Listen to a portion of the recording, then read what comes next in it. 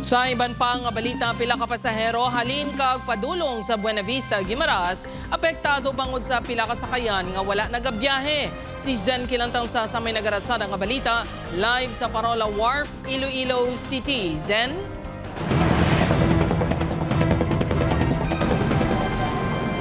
Jerk na budlayan ang pila ka mga pasahero nga nagabiyahe Buena Vista, Guimaras, Iloilo and vice versa. Bangod kulang ang sakayan nga naga-operate ilabi na kung peak hours. Natalupang dansang pila ka pasahero sa Buena Vista, Guimaras ang malaba nga pila sa pagsakay sa fiber boat sa pagtabok sa Iloilo City ilabi na kung aga.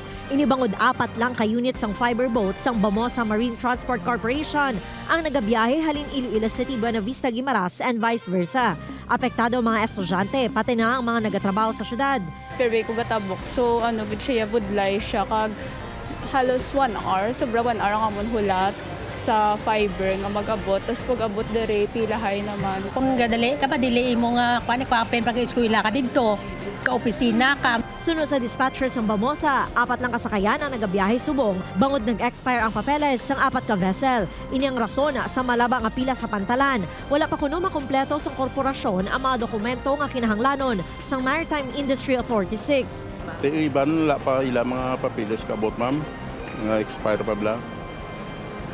Mga mo pa las la kabiyahe pa. Lakip sa ginapasumiter ang as-built plan, damage control plan, damage stability calculation booklet, kag iban pa. Natabuan nga pagpa-dry dock sa mga vessel. Nagdungan man ang pag-expire sa ilang mga safety certificate. Ang main reason na may for compliance pa sila sa major deficiencies nila after sa dry docking na kinanglan nila i-submit.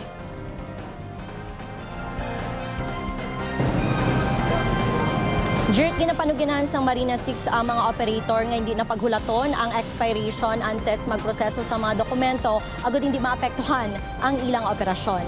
Jerk? Madamo nga salamat, Zen Kilantang Sasa.